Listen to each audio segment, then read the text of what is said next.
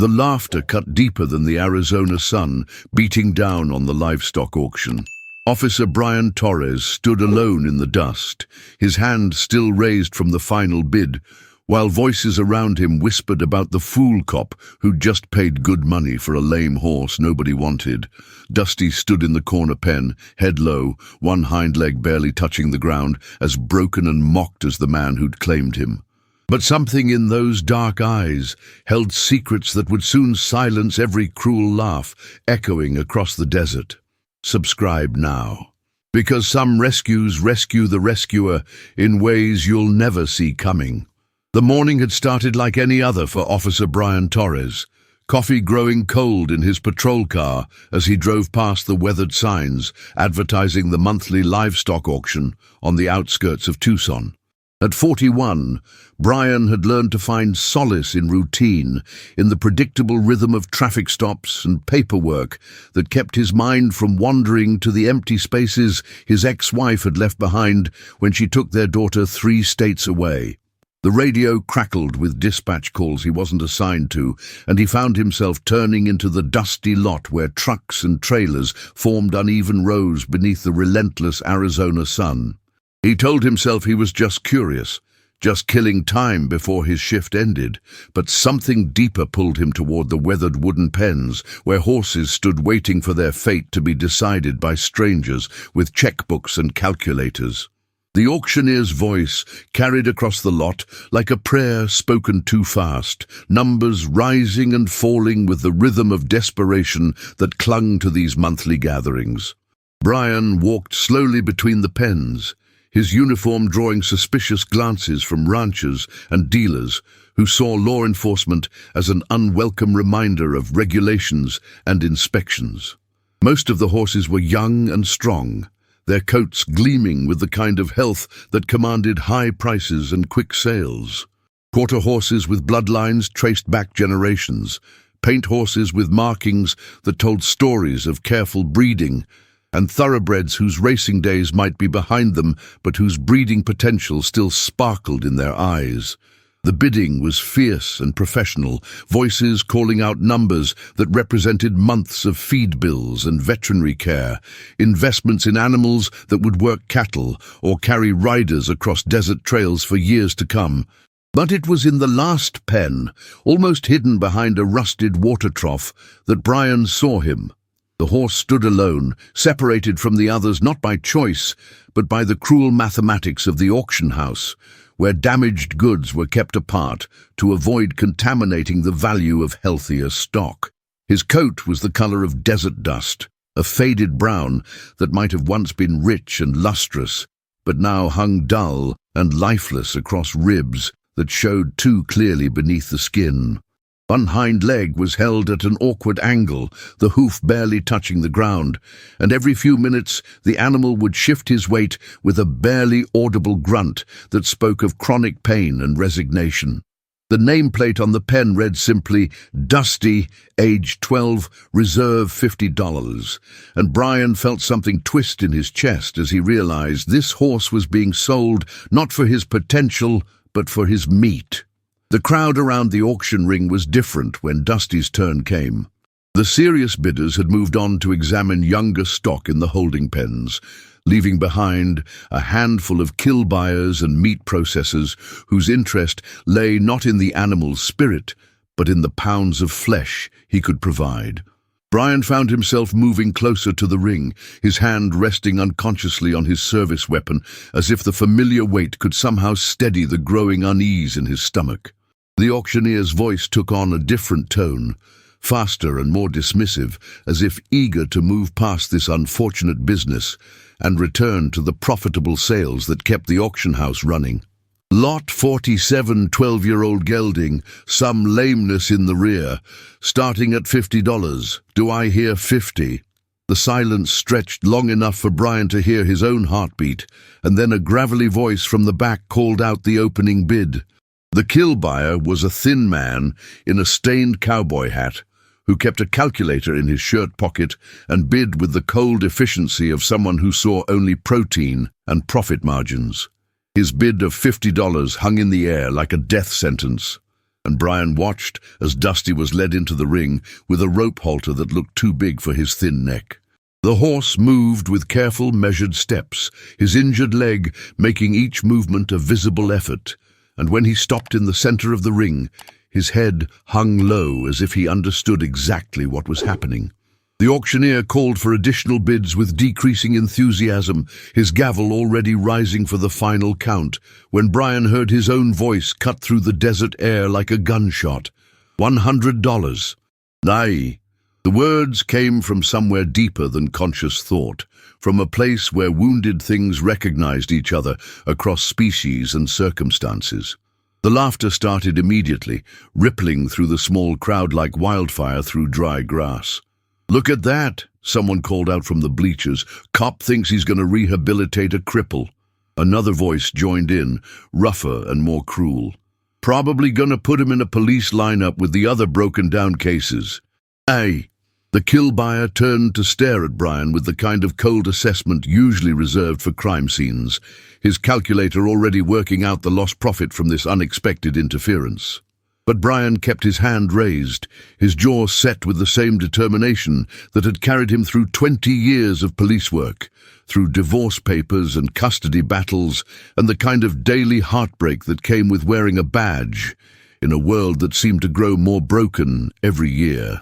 The auctioneer looked confused, his gavel suspended between profit and surprise, until Brian called out again, $100, final bid.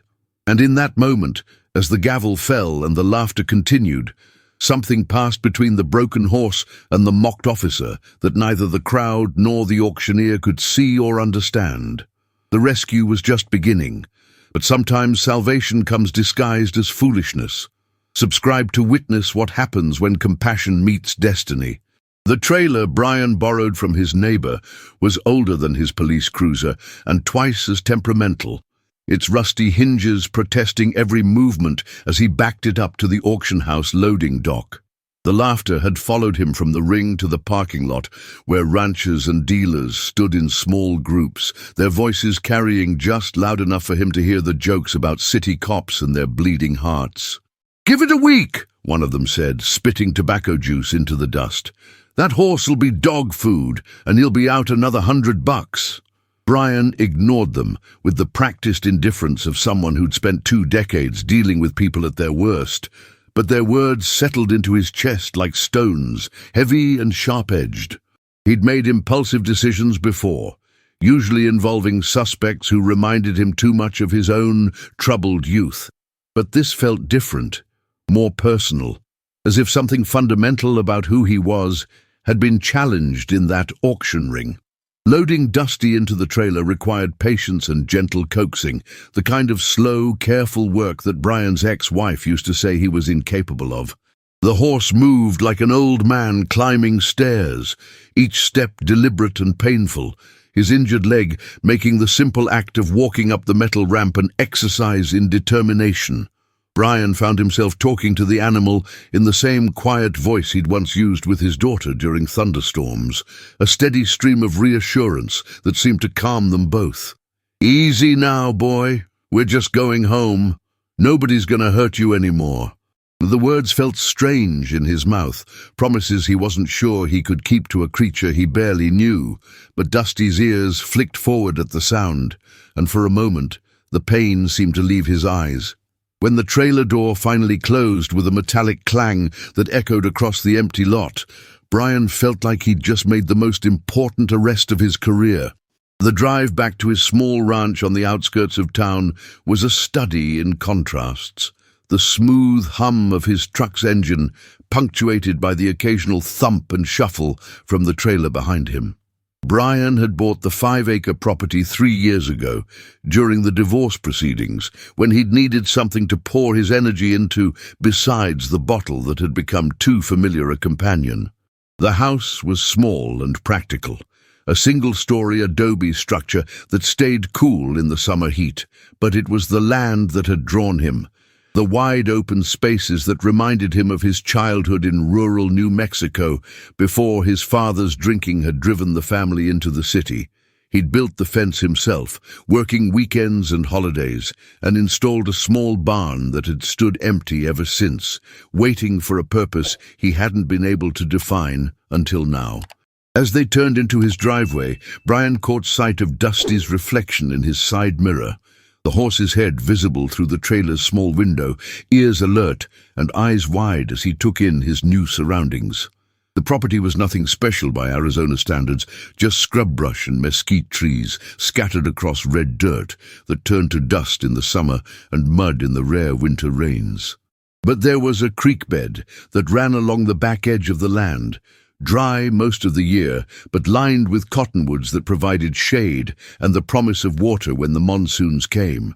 Brian had always found peace in the simplicity of the place, the way the desert stretched out toward the mountains in the distance, unmarked by the violence and desperation that filled his working hours.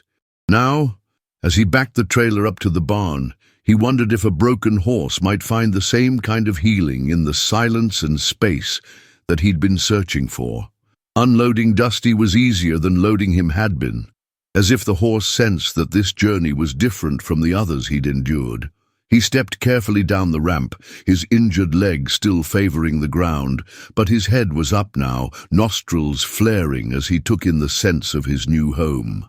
Brian had prepared a stall in the barn, fresh hay and clean water, but Dusty showed no interest in the shelter, instead limping slowly toward the fence line that bordered the dry creek bed.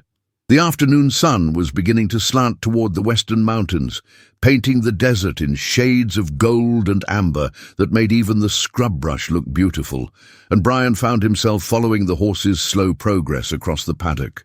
There was something deliberate about Dusty's movement, not the random wandering of an animal exploring new territory, but the focused attention of someone searching for something specific. When Dusty reached the fence, he stopped and stood perfectly still, his head raised toward the creek bed and the abandoned mining structures that dotted the hills beyond. Brian had noticed the old mine shafts and equipment when he'd first bought the property, remnants of Arizona's copper boom that had ended decades before he was born, but he'd never paid them much attention. Now, watching Dusty's intense focus on the distant ruins, he felt a strange chill despite the desert heat. The horse stood like a statue for nearly an hour, occasionally shifting his weight but never moving away from that particular spot, his ears pricked forward as if listening to something only he could hear. When Brian finally led him back to the barn for the night, Dusty went reluctantly, turning his head repeatedly to look back toward the creek bed and the mysteries it might hold.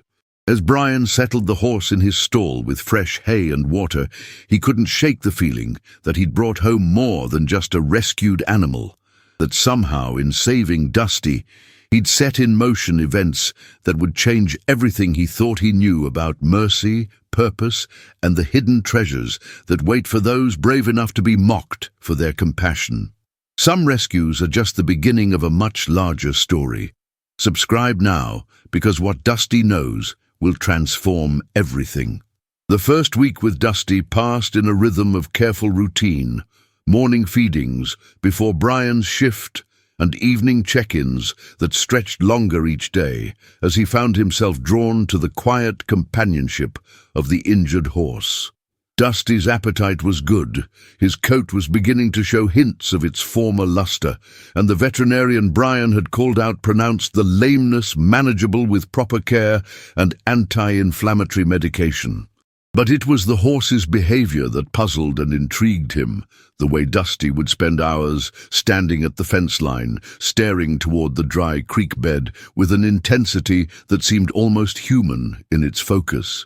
Every morning Brian would find him there, positioned at the exact same spot along the fence, his body oriented toward the abandoned mining structures that rose like broken teeth from the desert hills. It wasn't the casual interest of an animal exploring new territory, but something deeper, more purposeful, as if Dusty was waiting for something or someone that only he could see. The pacing started on the 8th day, a slow, deliberate circuit that Dusty traced along the fence line, his injured leg making each step a visible effort, but never deterring him from his chosen path. Brian watched from the kitchen window as the horse moved back and forth, covering the same 20-foot section of fence over and over, his head low and his attention fixed on the ground, as if following a scent trail invisible to human senses. The pattern was so consistent that Brian began timing it, noting that Dusty would pace for exactly 43 minutes each morning, then stand motionless for another hour before returning to his normal grazing behavior. It reminded Brian of the repetitive behaviors he'd seen in long-term prisoners, the way confined minds created structure and meaning from the smallest routines. But there was something different about Dusty's movements, something that suggested purpose rather than madness. By the second week, the pacing had extended beyond the fence line. Brian came home from a particularly difficult shift involving a domestic violence call and a teenager who'd overdosed behind a convenience store to find that Dusty had somehow opened the gate latch and was standing in the dry creek bed itself, his nose pressed to the ground near a cluster of weathered rocks. The horse looked up when Brian approached, his eyes bright and alert, showing none of the confusion or fear that might be expected from an animal who'd wandered away from safety. Instead, Dusty seemed almost excited, nickering softly and pawing at the ground with his good front hoof, as if trying to communicate something urgent and important. Brian checked the gate latch and found it undamaged, but somehow manipulated. The simple mechanism that should have been beyond a horse's ability to operate now hanging open like an invitation. The next morning brought a call from Brian's neighbor, Mrs. Chen, an elderly woman who'd lived in the area for 40 years and knew every story the desert had to tell. "Your horse was in my yard again," she said, her voice carrying the patient tone of someone accustomed to dealing with wandering livestock. "But the strangest thing, Officer Torres, he wasn't eating my flowers or making a mess. He was just standing there, staring at that old mine entrance behind my property line like he was looking for something." Brian apologized and promised to reinforce his fencing, but Mrs. Chen's next words stopped him cold. "You know, my late husband used to say that animals could sense things we couldn't, especially around those old mines. Said the earth remembers what happened there, and sometimes it takes a special kind of creature to hear what it's trying to say." That afternoon, Brian decided to follow Dusty's lead. Literally. He opened the gate and allowed the horse to choose his own path, walking behind him as Dusty limped purposefully across the desert floor toward the creek bed and the mining ruins beyond. The horse moved with surprising confidence for an animal navigating unfamiliar terrain, his injured leg seeming to bother him less when he was focused on his mysterious mission. They passed through stands of mesquite and palo verde, their shadows providing brief respite from the afternoon heat, until they reached the edge of what had once been a thriving mining operation. Rusted equipment lay scattered across the landscape like the bones of some ancient beast, and mine shafts opened into the earth like dark mouths that had swallowed decades of dreams and disappointment. Dusty stopped at a particular spot where the creek bed curved around a large boulder, his entire body trembling with excitement as he pawed at the ground and whinnied softly. Brian knelt beside him, running his hands through the sandy soil, feeling for anything that might explain the horse's intense interest. His fingers found nothing but rocks and roots, but Dusty's behavior became more agitated, more insistent, as if time was running out for some crucial communication. The sun was beginning to set, painting the desert in shades of red and gold that made the abandoned mines look like portals to another world, and Brian felt a strange certainty settling over him like a blanket.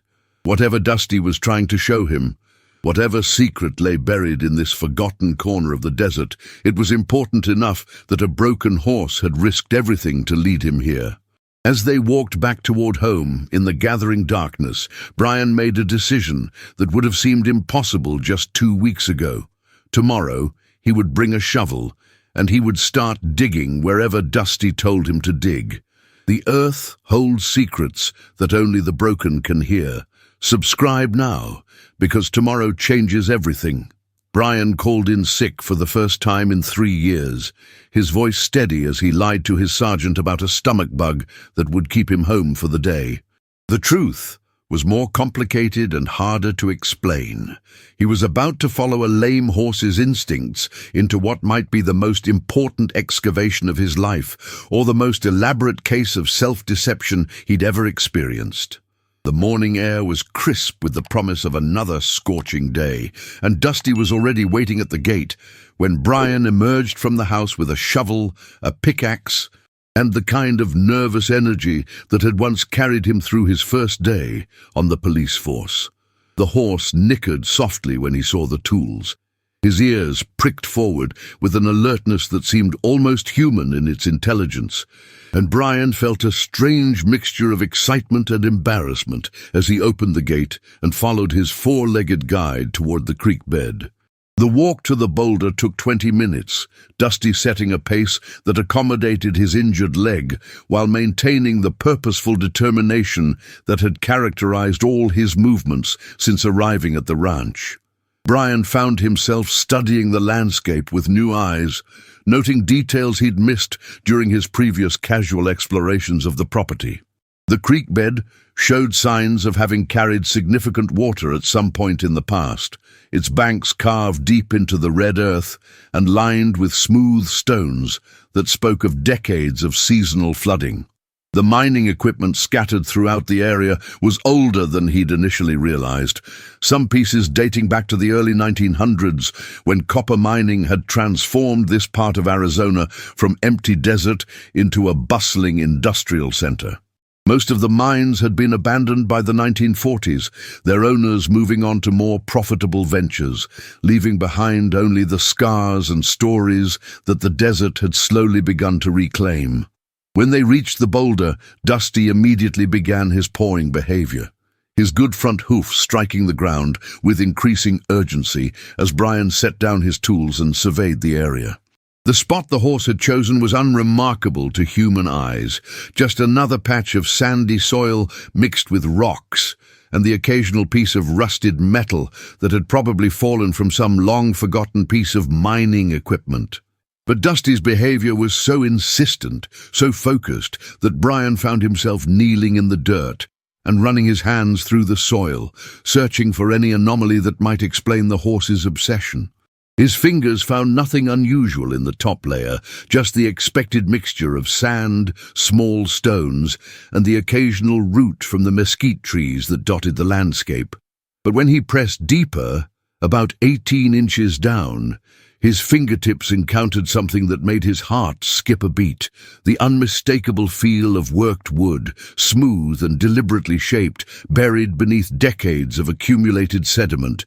The excavation took 4 hours of careful digging, Brian working slowly to avoid damaging whatever lay beneath the surface, while Dusty stood guard like a sentinel, occasionally nickering encouragement or pawing the ground when the digging seemed to slow. The wooden object revealed itself gradually, first as a corner, then as an edge, finally emerging as a rectangular chest about the size of a large briefcase, its surface darkened by age, but still remarkably intact. The wood was cedar, Brian realized, the kind of material that could survive decades underground if properly sealed, and the brass fittings that held it together showed the green patina of age, but no signs of serious corrosion. When he finally lifted the chest from its earthen grave, it was heavier than expected, the weight suggesting contents more substantial than papers or personal effects. Dusty whinnied softly and stepped closer, his nose extended toward the chest as if confirming that this was indeed what he'd been searching for all along. Brian's hands trembled as he examined the chest's exterior, noting the craftsmanship that spoke of an era when such items were built to last generations rather than years. The lock was old but simple, a brass mechanism that had probably been expensive when new, but was now corroded enough that a few careful taps with the pickaxe handle broke it open with a metallic snap that echoed across the desert silence. Inside, wrapped in oiled cloth that had protected them from moisture and time, were documents that made Brian's breath catch in his throat. Land deeds, mineral rights certificates and survey maps, all bearing dates from the 1920s and 1930s, all describing property that included not just the abandoned mines, but thousands of acres of what was now considered worthless desert. The names on the documents were unfamiliar, but the legal descriptions were precise and detailed, outlining claims and ownership rights that had apparently been forgotten by history and bureaucracy alike.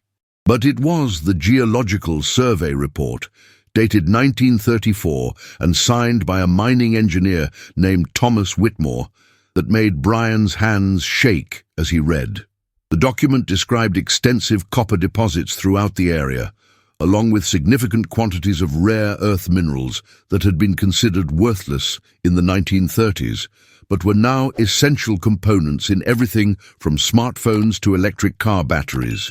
The estimated value, adjusted for modern prices and demand, was written in pencil in the margin of the report: $200,000. $200 million in mineral rights, lying dormant beneath desert that everyone had written off as barren wasteland, waiting for someone with the wisdom to listen to a broken horse who somehow knew where the treasure was buried. As Brian sat in the dirt beside the open chest, Dusty nuzzling his shoulder with gentle affection, he realized that the mockery he'd endured at the auction had been the price of admission to a discovery that would change not just his life, but his understanding of how the universe sometimes rewards those brave enough to show compassion when the world expects cruelty. Some treasures can only be found by those willing to be mocked for their mercy. Subscribe now, because this is just the beginning of Brian and Dusty's incredible journey. The documents spread across Brian's kitchen table like fragments of a forgotten dream, each page yellowed with decades of desert dust and neglect. The deed bore the name Samuel Whitmore, dated 1952, with mineral rights extending deep beneath what was now considered worthless scrubland. Brian's hands trembled as he traced the faded ink, understanding that Dusty had somehow led him to a fortune that could change everything.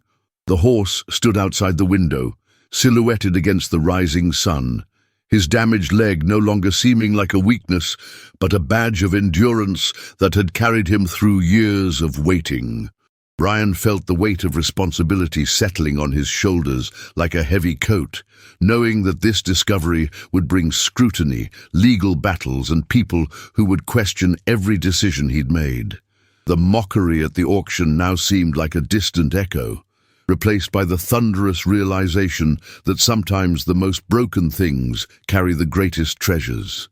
Sleep had abandoned Brian entirely as he spent the night researching property records and mineral rights laws, his laptop screen casting blue shadows across the documents that promised to transform his modest life. The legal complexities twisted through his mind like desert winds, each clause and subsection revealing new challenges that would require lawyers he couldn't afford and battles he wasn't sure he could win. Dusty remained close to the house, as if sensing the magnitude of what they'd uncovered together, his presence both comforting and overwhelming in its implications. Brian thought of his daughter Sarah, away at college, struggling with tuition payments that had kept him awake countless nights before this moment. The irony wasn't lost on him that a horse everyone had dismissed as worthless had potentially solved every financial worry that had plagued his family for years. Yet beneath the excitement lay a gnawing fear that this windfall might somehow slip through his fingers like desert sand, leaving him with nothing but the memory of what could have been. The morning brought phone calls to lawyers whose fees alone made Brian's stomach clench, each consultation revealing the labyrinthine process of claiming mineral rights that had been dormant for decades. Dusty watched from the corral as Brian paced the yard, cell phone pressed to his ear, listening to legal jargon that felt as foreign as a different language. The horse's eyes held an ancient wisdom that seemed to understand the weight of human greed and the complications that gold brings to simple lives. Brian found himself returning to Dusty's side between calls, running his hands along the animal's neck, drawing strength from the quiet dignity that had guided them to this moment. The lawyers spoke of surveys and title searches, of potential claimants and corporate interests that might challenge his rights to the land. Each conversation added another layer of complexity to what had seemed like a straightforward blessing, reminding Brian that nothing valuable ever comes without a price.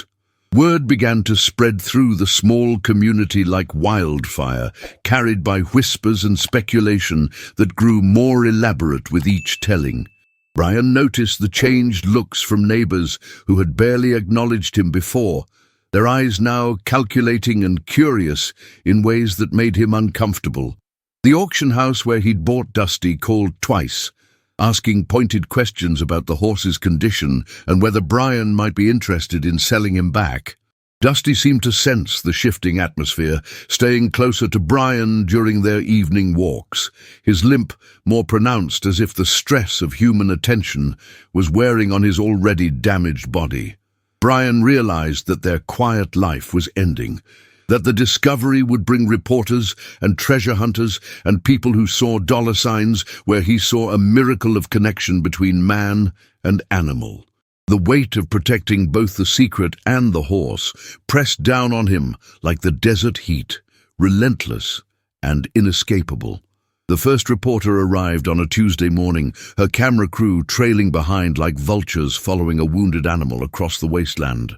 Brian watched from his kitchen window as they set up equipment near the creek bed where Dusty had first shown him the buried chest, their presence violating the sacred space where trust had bloomed between species.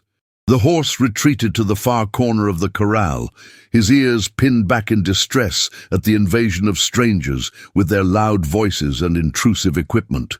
Brian's protective instincts flared as he saw Dusty's agitation, remembering how the horse had been mocked and dismissed at the auction, now facing another kind of exploitation. The reporter's questions came rapid-fire, focused on the money rather than the miracle, reducing their story to sound bites about lucky breaks and windfall profits. Brian found himself defending not just his claim to the mineral rights, but the deeper truth that some discoveries can only be made by those willing to see value where others see only brokenness. As the sun set over the desert, painting the sky in shades of copper and gold that seemed to mock the treasure buried beneath the earth, Brian sat beside Dusty in the gathering darkness. The horse's breathing was labored, the stress of the day having taken its toll on his aging body, and Brian felt a stab of guilt for bringing this chaos into their peaceful existence. The documents lay locked in a safe deposit box now, protected by lawyers and legal procedures that felt as cold and impersonal as the auction where their journey had begun. Brian pressed his face against Dusty's neck, inhaling the familiar scent of hay and desert wind, trying to hold on to the simple truth that had brought them together. The money would change everything, he knew, but in this moment, with the horse's steady heartbeat against his cheek, he wondered if some treasures were too precious to be measured in dollars and cents. The real test wasn't finding the gold. It was keeping the soul that led them to it. Subscribe to witness how true wealth is measured when the world comes calling. The corporate lawyers arrived in black SUVs that looked like funeral processions against the desert landscape, their polished shoes and expensive suits a stark contrast to the dusty reality of Brian's modest property. They represented mining companies and investment firms that had somehow learned of the mineral rights discovery, each claiming prior interests or challenging the validity of the original deed. Brian watched from his porch as they photographed every inch of the property, their clinical efficiency reminding him of crime scene investigators cataloging evidence. Dusty stood in the corral like a sentinel, his weathered body tense with the awareness that these strangers brought danger to the sanctuary they'd built together. The lead attorney, a woman with silver hair and predatory eyes, spoke in measured tones about legal precedents and corporate claims that could tie up the mineral rights in court for decades. Brian felt the walls closing in around him, understanding that his simple act of compassion at the auction had unleashed forces beyond his comprehension or control. The phone calls came at all hours now, reporters and producers offering money for exclusive interviews, their voices honey-sweet with promises of fame and fortune that made Brian's skin crawl. He disconnected the landline and changed his cell number twice, but somehow they kept finding him, their persistence as relentless as desert heat. Dusty's condition was deteriorating under the constant stress, his limp more pronounced and his appetite diminished, as if the weight of human greed was slowly crushing his spirit. Brian spent his nights in the barn, sleeping on a cot beside the horse's stall, protecting the animal that had given him everything while watching helplessly as the gift turned into a curse. The irony cut deep. The horse that had led him to wealth was now suffering because of it, and Brian began to question whether some discoveries were meant to remain buried. Each morning brought new legal documents and fresh challenges to his claim, the paperwork multiplying like tumbleweeds in a desert storm. Sarah called from college, her voice tight with worry, as she'd seen the news reports about her father's sudden wealth and the legal battles surrounding it. Brian tried to reassure her, but he could hear the fear beneath her excitement, the understanding that their quiet life was being dissected by strangers who saw only opportunity where she saw home.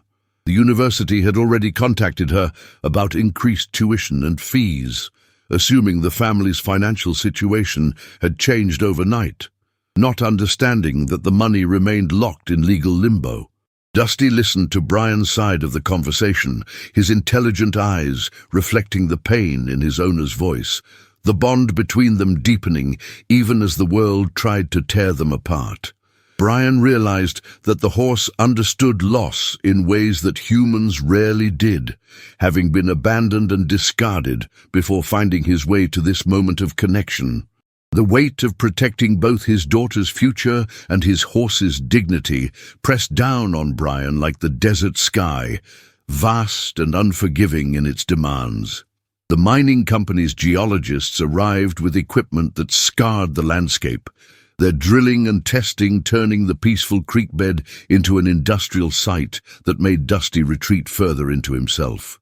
Brian watched the destruction of the place where trust had first bloomed between them, each machine's roar, a violation of the sacred space where miracles had been born from compassion. The preliminary reports confirmed what the old documents had promised. Mineral deposits worth potentially hundreds of millions of dollars lay beneath the seemingly worthless desert scrub. But the confirmation brought no joy, only the crushing realization that he was now a target for every predator in human form who smelled blood in the water. Dusty refused to approach the creek bed now, his instincts warning him away from the place that had once called to him with mysterious urgency. Brian understood that they had lost something irreplaceable in gaining everything the world valued, the quiet magic of their discovery tainted by the machinery of human greed. The first death threat arrived in his mailbox on a Thursday, the crude letters cut from magazines, spelling out warnings about what happened to people who got too greedy too fast.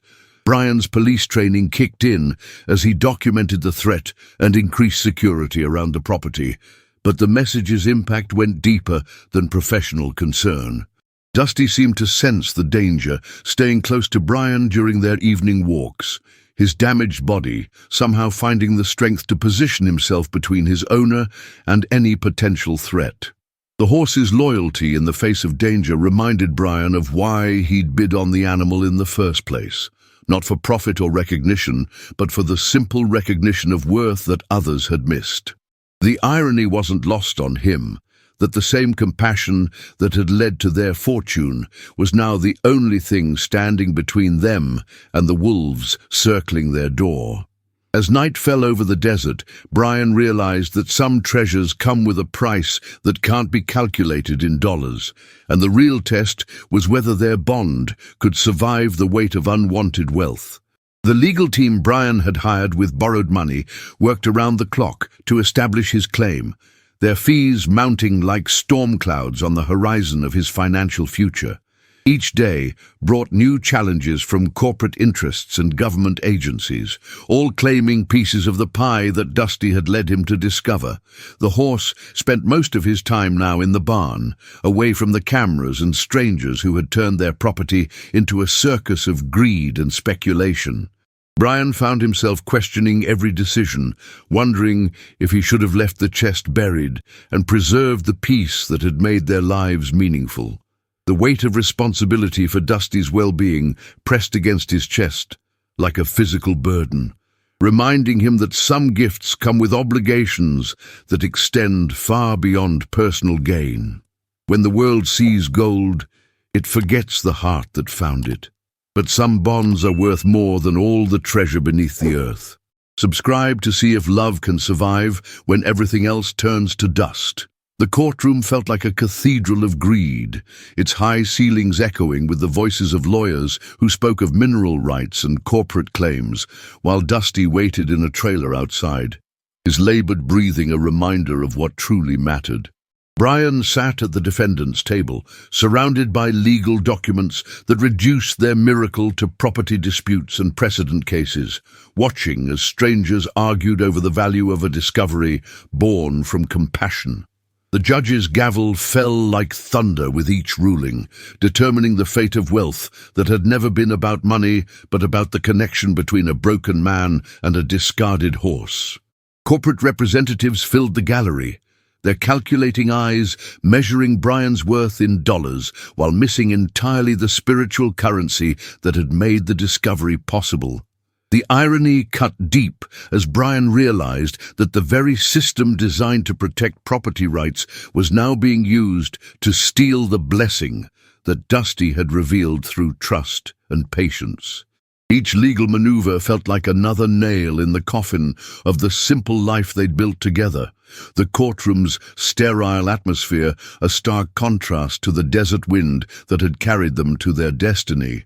Outside during recess, Brian found Dusty standing in the horse trailer with his head hanging low, the stress of the legal battle manifesting in the animal's declining health despite Brian's constant care.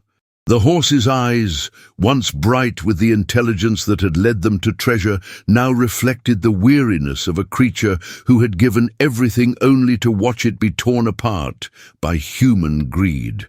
Brian pressed his forehead against Dusty's neck, feeling the rapid heartbeat that spoke of anxiety and exhaustion, understanding that the real victim in this legal circus was the innocent animal who had simply followed his instincts to help.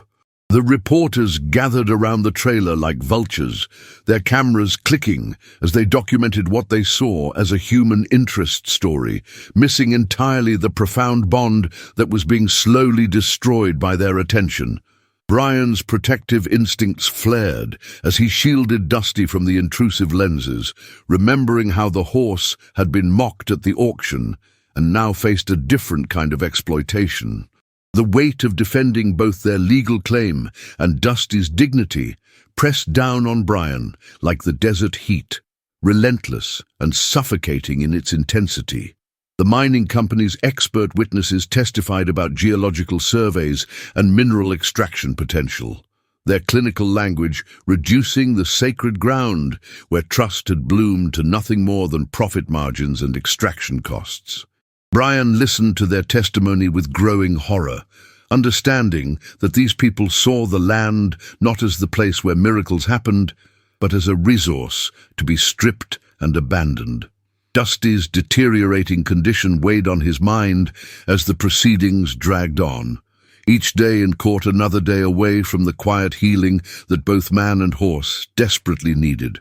The horse had lost weight despite Brian's careful attention to his diet, the stress of constant disruption taking its toll on an already fragile body that had endured years of neglect before finding sanctuary.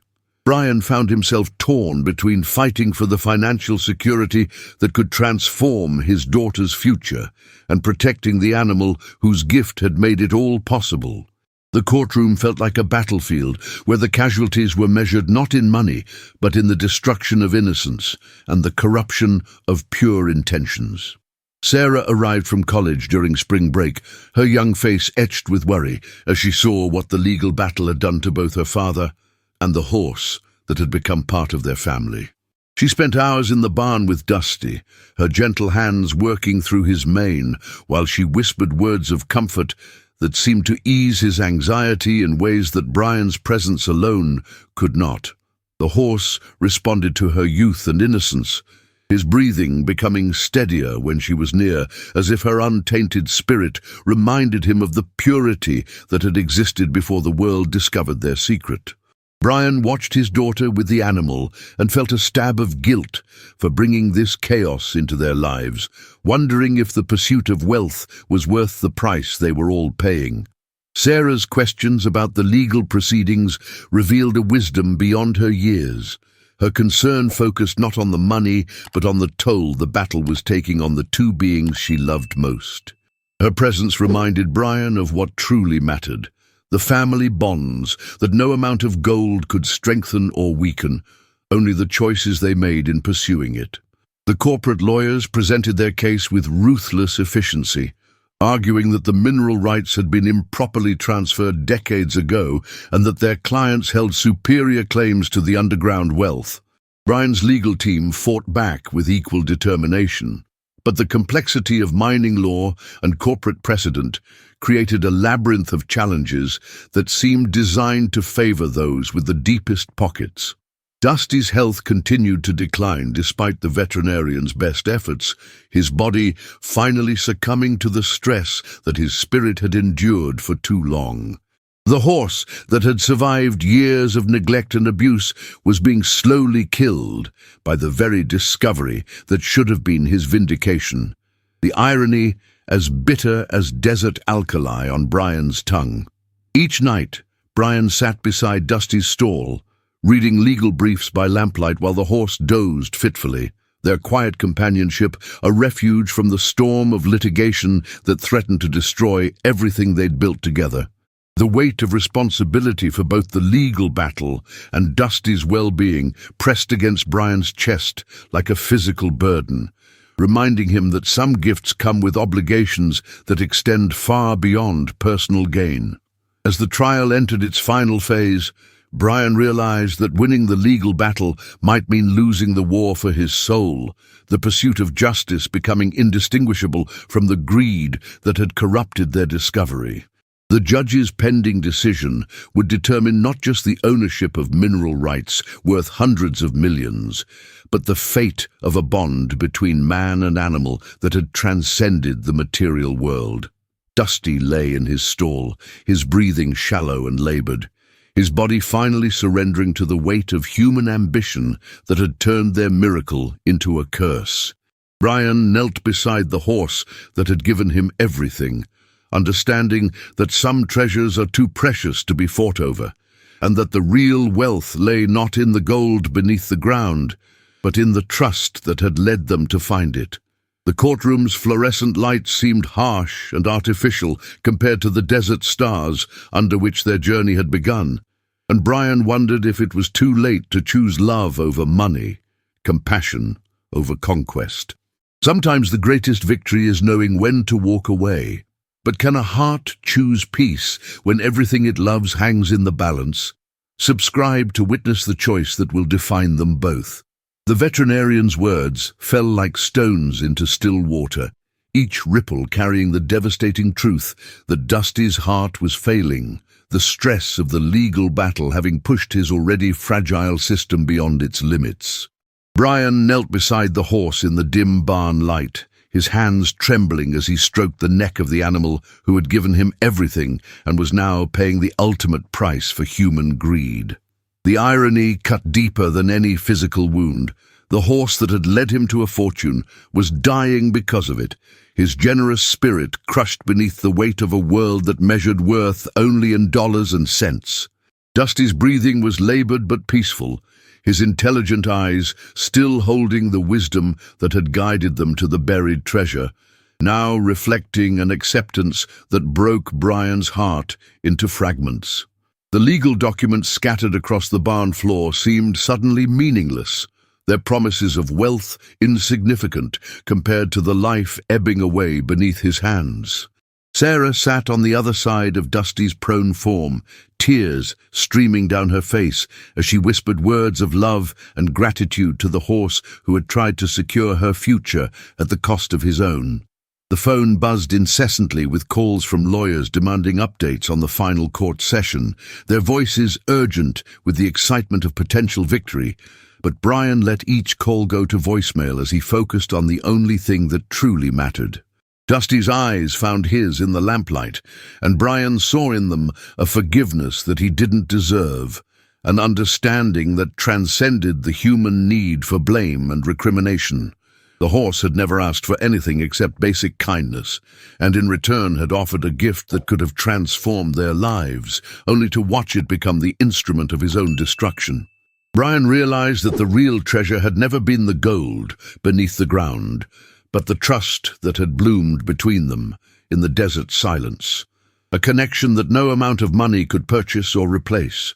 The weight of his choices pressed down on him like the desert sky, vast and unforgiving in its demand for accountability.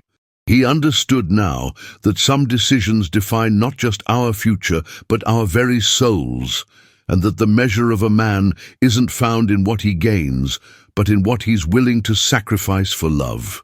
The morning brought news that the judge was ready to render his decision, the culmination of months of legal warfare that had consumed their peaceful existence and transformed their miracle into a battlefield. Brian's lawyers called repeatedly, their excitement palpable as they sensed victory within their grasp, but their voices seemed to come from another world, distant and irrelevant compared to the quiet drama unfolding in the barn. Dusty's condition had stabilized slightly during the night, as if the horse was holding on to witness the resolution of the chaos his discovery had unleashed. Sarah held vigil beside the animal, her young hands gentle on his muzzle, as she hummed the lullabies that had comforted her own childhood fears, now offering the same solace to a creature who had become family. Brian watched his daughter's compassion and felt a surge of pride that had nothing to do with potential wealth, understanding that her character was worth more than all the mineral rights in the world. The barn felt like a sanctuary removed from time, where the only currency that mattered was love freely given and gratefully received. The decision came via phone call at noon, the judge's ruling awarding Brian full ownership of the mineral rights and clearing the way for the extraction of wealth beyond his wildest dreams.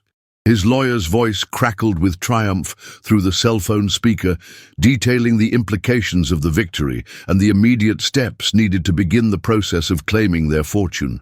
But Brian barely heard the words, his attention focused entirely on Dusty, who seemed to sense that their long journey was reaching its conclusion. The horse's breathing had become more labored as the day progressed, his body finally surrendering to the stress that his spirit had endured for too long. Sarah looked up at her father with eyes that held both joy and sorrow, understanding that their victory had come at a price that no amount of money could justify.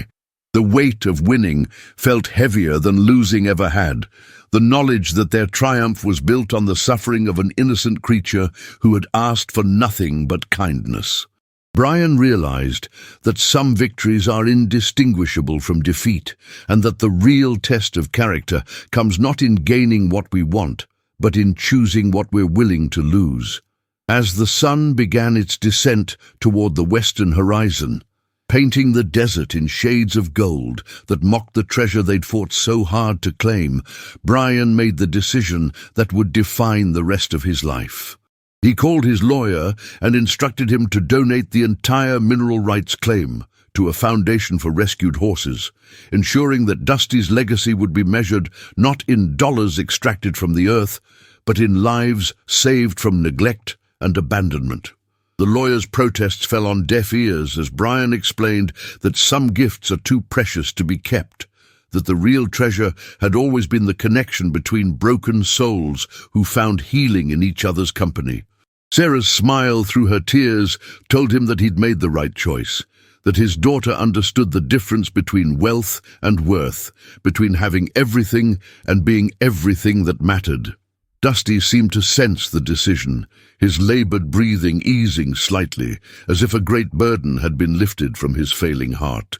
The horse that had been mocked at auction for his apparent worthlessness had proven to be priceless in ways that transcended human understanding, his gift of trust and guidance worth more than all the gold beneath the desert floor.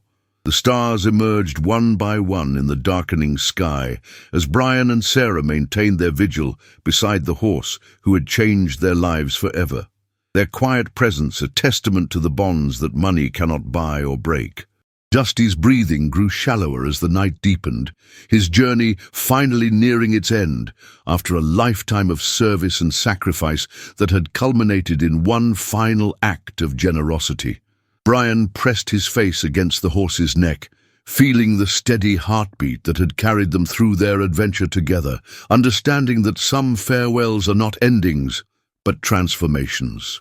The barn fell silent except for the whisper of desert wind through the rafters, carrying with it the promise that love, given freely, never truly dies, but lives on in the choices it inspires. As Dusty drew his final breath, Brian felt not loss, but gratitude for the privilege of witnessing a soul so pure that it could find treasure in the darkest places and share it without reservation. The horse that had been discarded as worthless had proven to be the most valuable teacher Brian had ever known, showing him that the greatest wealth lies not in what we accumulate, but in what we're willing to give away. True treasure isn't found in the ground. It's forged in the choices we make when everything we love hangs in the balance. Subscribe to carry forward the legacy of those who teach us that some gifts are too precious to keep